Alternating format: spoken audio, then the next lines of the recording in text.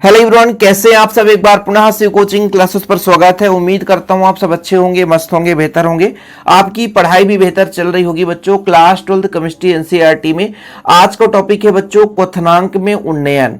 अर्थात बच्चों क्वथनांक में किस प्रकार से उन्नयन होता है उसका ग्राफीय विधि से व्याख्या। साथ में बात करेंगे कि क्वथनांक में उन्नयन से किसी विलेय पदार्थ के आणविक द्रव्यमान की गणना कैसे की जाती है। बच्चों इससे अंकीय क्वेश्चन भी पूछा जाता है, इसलिए इसे आप अंत तक देखना।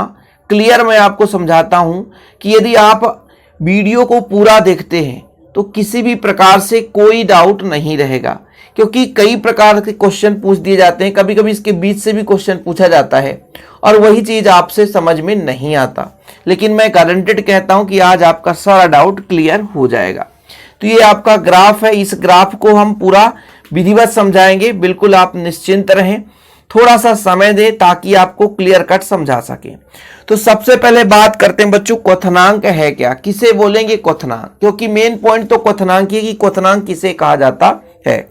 जैसे मान लीजिए हमारे पास कोई द्रव है या कोई पदार्थ है, कोई पदार्थ है बच्चों, क्या है, पदार्थ, और ये आपका द्रव अवस्था में है। ठीक है, क्या है, द्रव अवस्था में। अब इसको हम गर्म कर देते हैं बच्चों, हीट दे देते हैं, तो ये पदार्थ जो है वो गैस अवस्था में बदलेगा। किसमें बच्चों, गैस अवस्था में बदलेगा। मतलब एक निश्चित ताप जिस ताप पर जो पदार्थ है वो द्रव अवस्था से गैस अवस्था में बदल जाए, वह ताप आपका क्वथनांक कहलाता है। फिर से समझना कि एक निश्चित ताप जिस ताप पर कोई पदार्थ द्रव अवस्था से गैस अवस्था में बदल जाए तो वो ताप आपका क्वथनांक कहलाता है। अच्छा, जिस ताप पर ये जो आपका पदार्थ है वो द्रव से गैस में बदलेगा, तो उस ताप पर जो द्रव का वाष्प दाब है और गैस का वाष्प दाब, दोनों का वाष्प दाब समान होगा, क्योंकि वाष्प दाब के आधार पर भी एक परिभाषा दी जाती है कि किसी भी पदार्थ का वह ताप जिस ताप पर उस पदार्थ का द्रव अवस्था और गैस अवस्था का वाष्प दाब समान होता है, वह ताप आपका बच्चों क्या कहलाता है, क्वथनांक कहलाता है। ठीक है, दो परिभाषाएं मिलती है ना। या ऐसा हम बोल दें कि मान लीजिए किसी भी पदार्थ का जो द्रव अवस्था में है तो उसका वाष्प दाब यदि वायुमंडलीय वाष्प दाब यानी वायुमंडलीय दाब के बराबर हो जाए तो वो वाष्पित होने लग जाएगा, और वही ताप जिस ताप पर द्रव का वाष्प दाब वायुमंडलीय दाब के बराबर होता है क्वथनांक कहलाता है। हम आपको हर टाइप से समझाने की कोशिश कर रहे हैं बच्चों। मैं आपसे स्टार्टिंग में भी विनती किया और अभी भी कर रहा हूं कि यदि आप अंत तक देखेंगे तो चीजें क्लियर हो पाएगी। पहला मैंने आपको क्या समझाया आपकी देसी भाषा में कि एक निश्चित ताप जिस ताप पर द्रव किस में बदल जाए, गैस में बदल जाए, वो ताप आपका क्या हो जाएगा, क्वथनांक कहलाएगा। अब जब ये द्रव गैस में बदल रहा है उस स्थिति पर इन दोनों का मतलब वाष्प दाब समान होगा। कुल मिलाकर के ये द्रव जो है वो गैस में कब बदलेगा, जब इसका वाष्प दाब समान होगा। और ये जो गैस है वो वायुमंडल में पाया जाता है ना, सिंपल है, आप समझते हो। तो ये जो गैस का वाष्प दाब है वो वायुमंडलीय दाब के बराबर हो जाएगा। तो हम परिभाषा दे देंगे कि वह ताप जिस ताप पर किसी पदार्थ का जो द्रव अवस्था में वाष्प दाब है वो वायुमंडलीय दाब के बराबर हो जाए तो आपका क्वथनांक ताप कहलाता है। क्या बच्चों, क्वथनांक कहलाता है। फिर से यहां पर मैं एक डायग्राम बना के समझाता हूं कि हमारे पास एक पात्र है और पात्र में क्या है बच्चों, पानी रखा हुआ है। क्या रखा हुआ है, पानी रखा हुआ है। अब यहां पर जो वायुमंडल है ये वायुमंडल है बच्चों। वायुमंडल में भी एक दाब है, जिस दाब के कारण ये वायुमंडल भी एक दाब लगा के रखता है जिसे वायुमंडलीय दाब कहते हैं। जिस दाब के कारण ये जो पानी है ऊपर नहीं उठ रहा है, लेकिन जैसे इसको हम ताप देते हैं, क्या करते हैं, ताप देते हैं। अब कितना ताप देंगे जिससे कि इस H2O का जो दाब है वो वायुमंडलीय दाब के बराबर होगा। तो ये और ये जब बराबर होगा तो कहीं ना कहीं ये भी द्रव से गैस अवस्था में बदलेगा। सही है कि नहीं। फिर से समझना कि ये आपका पानी है, ये स्थिर रखा हुआ है। अब इसका वाष्प दाब कम है, किससे, वायुमंडलीय वाष्प दाब से, जिसके कारण पानी अभी वायुमंडल में नहीं जा सकता, वो द्रव अवस्था में ही रहेगा। लेकिन जैसे इसको हम ताप देते हैं, ताप का मतलब गर्म करते हैं, तो इसके वाष्प दाब में वृद्धि होती है और एक ऐसा स्थिति आता है कि इसका वाष्प दाब वायुमंडलीय दाब के बराबर हो जाता है। उस स्थिति में ये वायुमंडल में चला जाता है और वही ताप आपका बच्चों क्वथनांक कहलाता है। क्या कहलाता है? क्वथनांक कहलाता है। लेकिन हम ये कह रहे हैं कि मान लीजिए ये 100 डिग्री सेल्सियस ताप पर, कितने 100 डिग्री सेल्सियस ताप पर ये जो H2O है ये उबलने लगता है और ये आपका जो द्रव है वो गैस में बदल जाता है। मतलब 100 डिग्री सेल्सियस ताप पर H2O का वाष्प दाब वायुमंडलीय दाब के बराबर हो जाता है। वहीं पे बच्चों यदि हम इसमें एक अवाष्पशील विलेय पदार्थ मिला दें, अवाष्पशील विलेय पदार्थ मतलब आपका H2O तो भरा ही है, मेन खेल यहीं पे होता है। ध्यान दीजिएगा कि मान लीजिए अभी H2O 100 डिग्री सेल्सियस ताप पर उबल रहा था, मतलब द्रव से गैस में बदल रहा था, यानी H2O का 100 डिग्री सेल्सियस ताप पर जो है वाष्प दाब वायुमंडलीय दाब के बराबर था। लेकिन यहीं पे अवाष्पशील पदार्थ मिला दिया। अवाष्पशील मतलब जो वाष्पित नहीं हो रहा है, अवाष्पशील मिला दिए से NaCl नमक।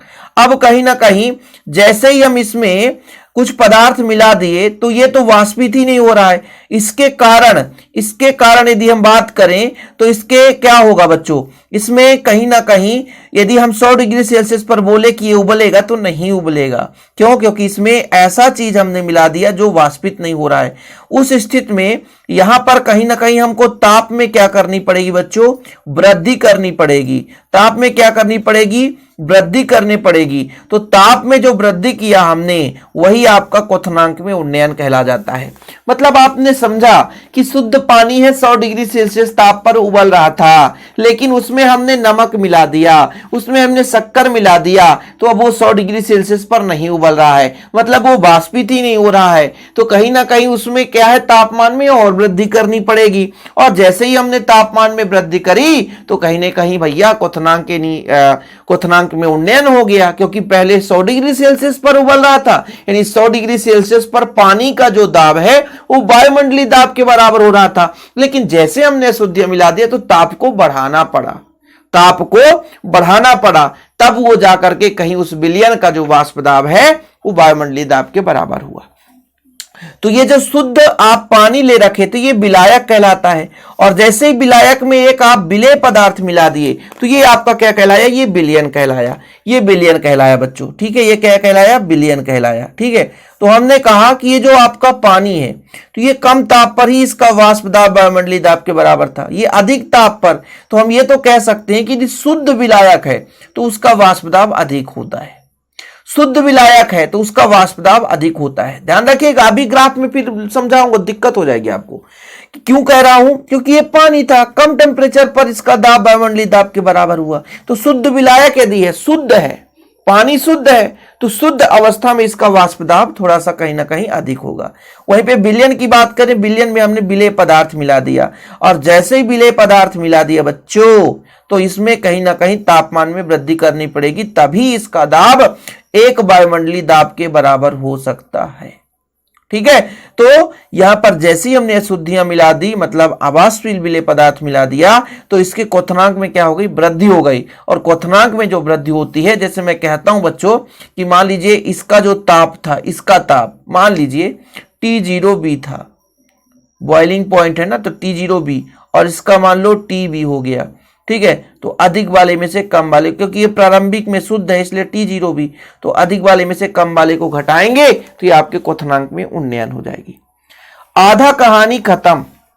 अब आप थोड़ा सा लिखोगे, कहोगे सर हमको नोट्स भी बनाना है, तो परिभाषा देखो, वह ताप जिस ताप पर किसी पदार्थ का दाब वायुमंडलीय दाब के बराबर हो जाए वह ताप पदार्थ का क्वथनांक कहलाता है। मैं बेसिक से लेकर चलता हूं, एक द्रव मानकर चला कि उसको मैं उबालूंगा, और उबालूंगा तो वो द्रव से किस में बदलेगा?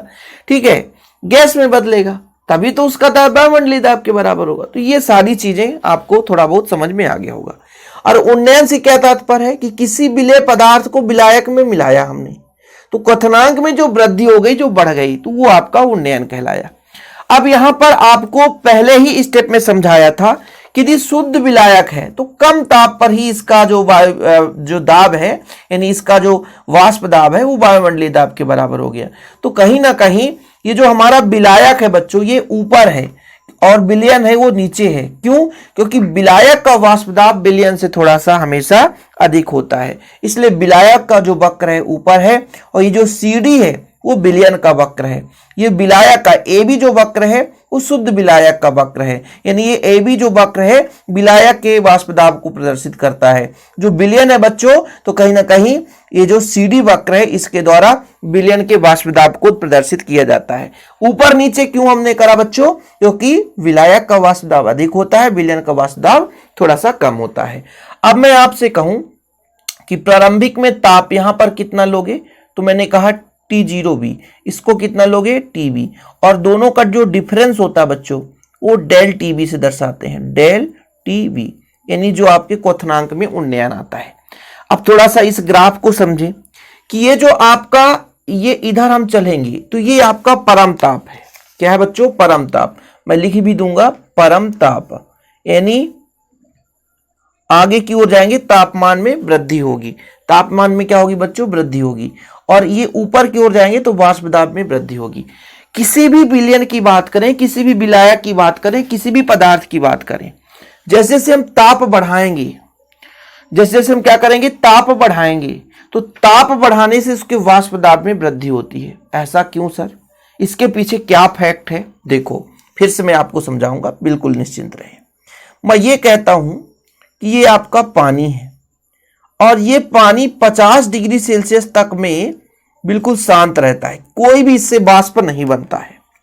लेकिन जैसे इसका 100 डिग्री सेल्सियस ताप होता है, जैसे इसका 100 डिग्री सेल्सियस ताप होता है बच्चों, कितना डिग्री सेल्सियस? 100 डिग्री सेल्सियस जैसे ही ताप हुआ ना, तो इसका जो जल का कण है वो वाष्पित हो गया, वाष्प बना लिया।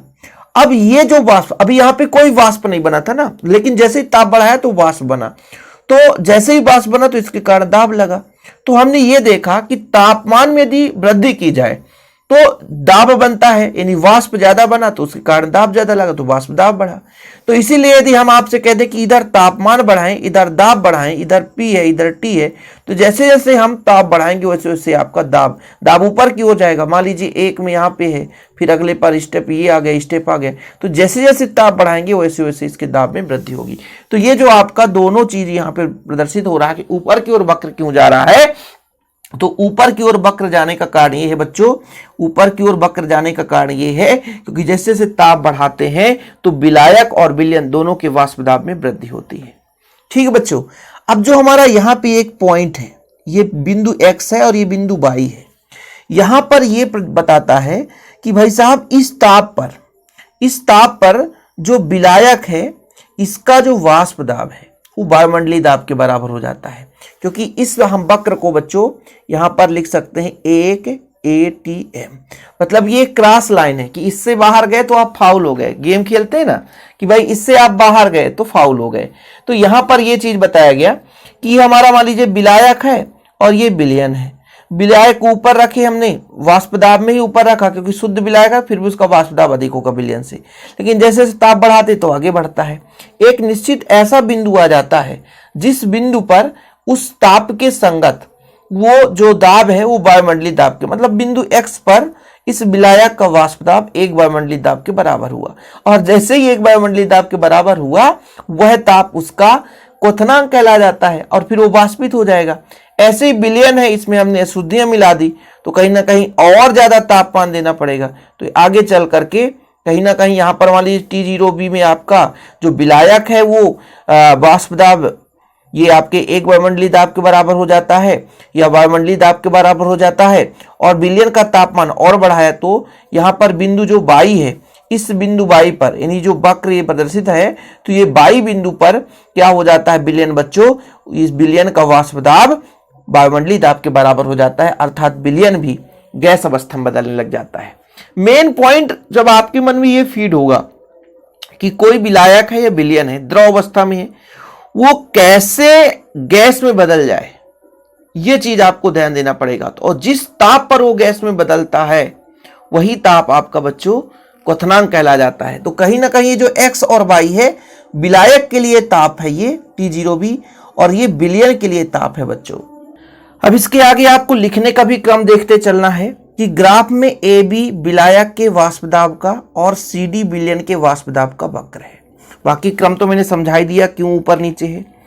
तापमान जैसे जैसे हम बढ़ाते हैं बच्चों, वैसे विलयन और विलायक सबके वाष्प दाब में वृद्धि होती है। पहला पॉइंट हमने आपको समझाया था कि जैसे जैसे तापमान बढ़ाएंगे, कोई भी यदि द्रव है वो ज़्यादा वाष्पित होगा, वाष्प दाब ज़्यादा होगा, इसलिए उसके वाष्प दाब में वृद्धि होती है। तापमान बढ़ाते जाएंगे, वाष्पित ज़्यादा होगा और उसके दाब में वृद्धि होगी। तो तापमान बढ़ाने से चाहे विलायक हो चाहे विलयन हो, उसके वाष्प दाब में वृद्धि होती है।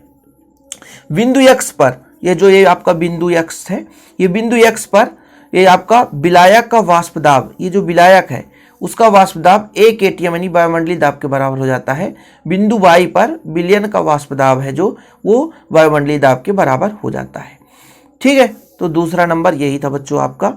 तो यहाँ पर इसका ताप भी आप देख सकते हैं कि यदि बिंदु x पर जो है, यानी आप बात करेंगे कि विलायक का वाष्प दाब जो है वो वायुमंडलीय दाब के बराबर, इसका संगत ताप ये हो गया, और बिंदु y पर विलयन का वाष्प दाब जो है वो वायुमंडलीय दाब के बराबर हो जाता है, जिसके संगत ताप ये हो गया। तो 2 पॉइंट आपकी यही लिखे हुए हैं।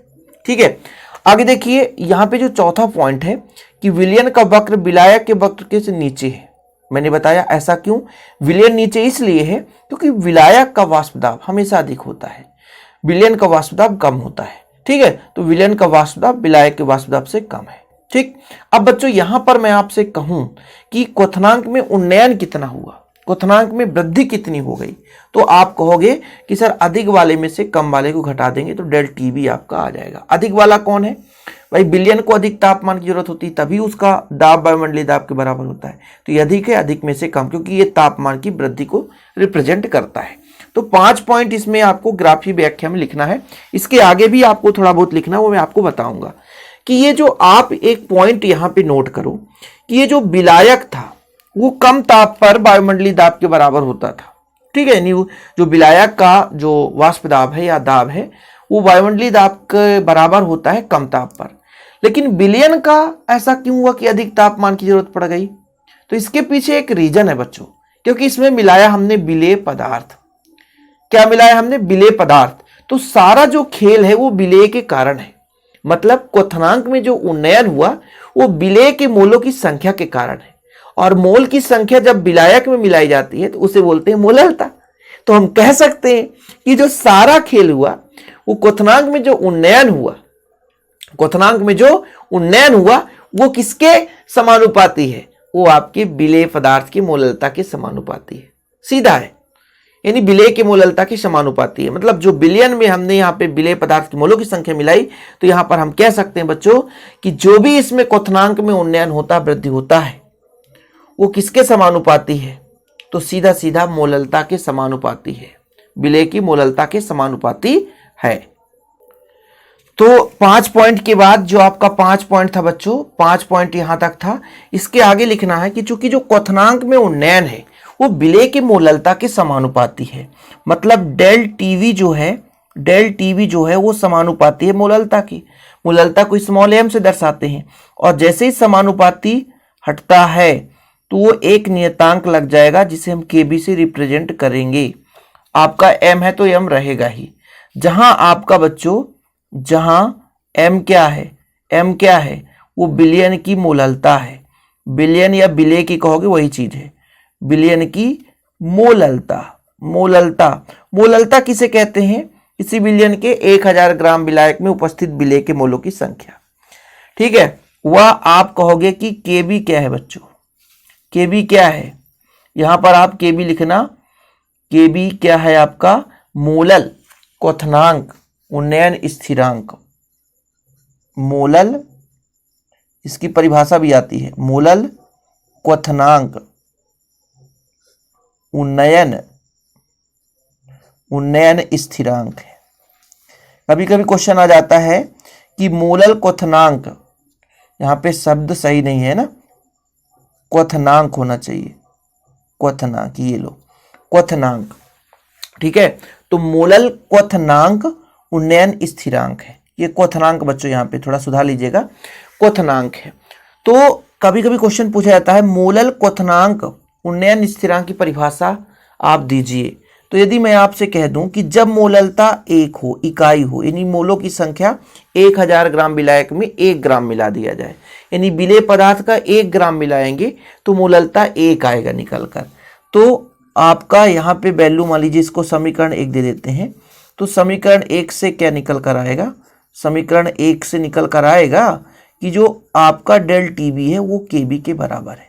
यानी कहीं ना कहीं जो मूलल क्वथनांक उन्नयन स्थिरांक है वो आपके क्वथनांक में उन्नयन के ही बराबर है, लेकिन कंडीशन दे दिया कि एक मूलल जो आपका विलयन होगा, अर्थात जब विलायक के 1000 ग्राम विलायक में 1 ग्राम विलेय पदार्थ मिलाएंगे तो जो भी उसके क्वथनांक में वृद्धि होगी, यानी m का मतलब 1 का मतलब क्या है कि मोलल विलयन 1 है, यानी 1 मोलल विलयन का तात्पर्य जानते हैं क्या होता है कि 1000 ग्राम विलायक में 1 ग्राम विलेय, 1000 ग्राम विलायक में 1 ग्राम विलेय मिला दें तो आपका 1 मोलल विलयन कहला जाता है। फिर समझना कि m का मान 1 मतलब ये हुआ कि 1 मोलल विलयन, 1 मोलल विलयन का तात्पर्य है कि 1000 ग्राम विलायक में 1 ग्राम मोलों की संख्या है ना, 1000 ग्राम विलायक में जो विलेय हमने मिलाया वो 1 ग्राम है, 1 ग्राम मोल मिलाया तो आपका मोललता 1 आ गया, तो 1 मोलल विलयन कहलाया। तो कहीं ना कहीं जो आपका ये जो केबी है, मोलल क्वथनांक उन्नयन स्थिरांक का मान जो है वो उस क्वथनांक उन्नयन के ताप के बराबर है जो कि 1 ग्राम विलेय पदार्थ 1000 ग्राम विलायक में मिलाने से क्वथनांक में वृद्धि होती है। आप दूसरा परिभाषा से भी लिख सकते हो कि मोलल क्वथनांक उन्नयन स्थिरांक, इसकी मैं बात कर रहा हूं, मोलल क्वथनांक उन्नयन स्थिरांक 1 मोलल भाई 1 है, अर्थात 1000 ग्राम विलायक में 1 ग्राम विलेय पदार्थ मिलाया है, तो मोलल क्वथनांक उन्नयन स्थिरांक 1 मोलल विलयन के लिए क्वथनांक में जो उन्नयन है उसके बराबर होता है। परिभाषा भी आप दे सकते हैं, ठीक है, कभी कभी परिभाषा पूछा जाता है तो फिर मैं यहाँ पे परिभाषा लिख देता हूं इसका, मोलल क्वथनांक उन्नयन स्थिरांक का। तो ये परिभाषा है कि किसी विलयन का मोलल क्वथनांक उन्नयन स्थिरांक उस क्वथनांक उन्नयन के बराबर है जो कि 1 ग्राम मोल 1000 ग्राम विलायक में विलय करने से उत्पन्न होता है। सिंपल है, 1 ग्राम मोल यदि हम 1000 ग्राम विलायक में मिलाते हैं तो वो आपका 1 मोलल विलयन कहलाता है बच्चों। तो ये चीज क्लियर हो गया, हमने पूरा ग्राफ समझा दिया। अब आखिरी स्टेप ये है कि हमको आपको समझाना है द्रव्यमान की गणना। वैसे हम यहाँ पे 2 लाइन में आपको समझा देते हैं, यहाँ पे ही हम समझा देंगे, वही चीज निकल कर आएगा। देखिएगा, द्रव्यमान की गणना थोड़ा सा आप लोग समझिएगा बच्चों, ठीक है, पूरा चीजें क्लियर हो पाए। अभी हिंदी नहीं लिखता हूं क्योंकि आपने पढ़ा है कि भाई जो क्वथनांक में उन्नयन है, जो क्वथनांक में उन्नयन है वो किसके समानुपाती है, मोललता के समानुपाती है। जैसे समानुपाती हटाते हैं तो एक नियतांक लग जाता है केबी। अब इसको हम समीकरण 1 दे देंगे, ठीक है। अब चूंकि मोललता का फार्मूला क्या होता है बताओ, WB बटे MB, WB बटे MB गुणे 1000 बटे WA। इसका मान समीकरण 1 में रखेंगे, समीकरण 1 से हम डेल TB बराबर देखेंगे बच्चों, ये KB है तो KB रहने दो, M का मान कितना है WB बटे MB गुणे 1000 बटे WA। अब जिससे यदि मोललता का फार्मूला नहीं बन रहा है, जिससे मोललता नहीं बन रहा है, तो फिर वो वीडियो देखे प्लेलिस्ट में जाकर के, ठीक है बच्चों। अब ये जो डेल TB इसको ले आओ और MB को इधर ले आओ, क्योंकि यही तो MB है। MB विलेय पदार्थ के आणविक द्रव्यमान की गणना निकल कर आ जाएगी, KB इंटू WB इंटू 1000, और ये डेल TB नीचे चला जाएगा और ये पक्षांतर हो गया, WA आ गया, बस गणना हो गई। अब थोड़ा सा मोललता के बारे में बात कर लेते हैं। ये WB क्या है, वो विलेय पदार्थ का मात्रा है, विलेय पदार्थ की मात्रा, वेट, और विलेय पदार्थ का आणविक द्रव्यमान आपका MB हो गया। WA क्या होता है, विलायक। भाई देखो, विलयन में 2 घटक होते हैं। यदि मैं बात करूं विलयन की बच्चों, तो विलयन में हमेशा हम 2 घटक लेकर चलते हैं, विलयन में 2 घटक लेकर चलते हैं। विलयन में 2 घटक कौन कौन सा, एक तो आपका होता है विलायक, क्या बच्चों, विलायक, और दूसरा होता है आपका विलेय, क्या होता है, विलेय, ठीक। इसको हम A से दर्शाते हैं, इसको B से। जब इसके द्रव्यमान की बात करते हैं, द्रव्यमान यानी मात्रा, तो WA और ये WB। जब आणविक द्रव्यमान की बात करते हैं, आणविक द्रव्यमान की बात करते हैं, तो ये हो जाता है आपका MA और ये हो जाता है ME, ठीक, MB। तो ये फार्मूला होता है आपका मोललता का, ये आपको पता होना चाहिए। इसी के आधार पर हम विलेय पदार्थ के आणविक द्रव्यमान की गणना कर लेते हैं। फिलहाल अभी के लिए इतना ही बच्चों, काफी लंबा चौड़ा वीडियो हो चुका है, लेकिन मैं ये क्लियर कहता हूं कि जो बारीकी से समझा होगा तो उसको क्लियर समझ में आ गया होगा। यदि इसका नोट्स लेना है तो कांटेक्ट नंबर आपको पता होगा, ये मेरा पर्सनल नंबर है 9685299149। व्हाट्सअप करें, कांटेक्ट करें, नोट्स ले लें, प्रॉपर रूप से तैयारी करते चलें। साथों साथ आपका भी नोट्स के माध्यम से कोई डाउट नहीं रहेगा, फटाफट आपका भी तैयारी होता रहेगा। जय हिंद, वंदे मातरम।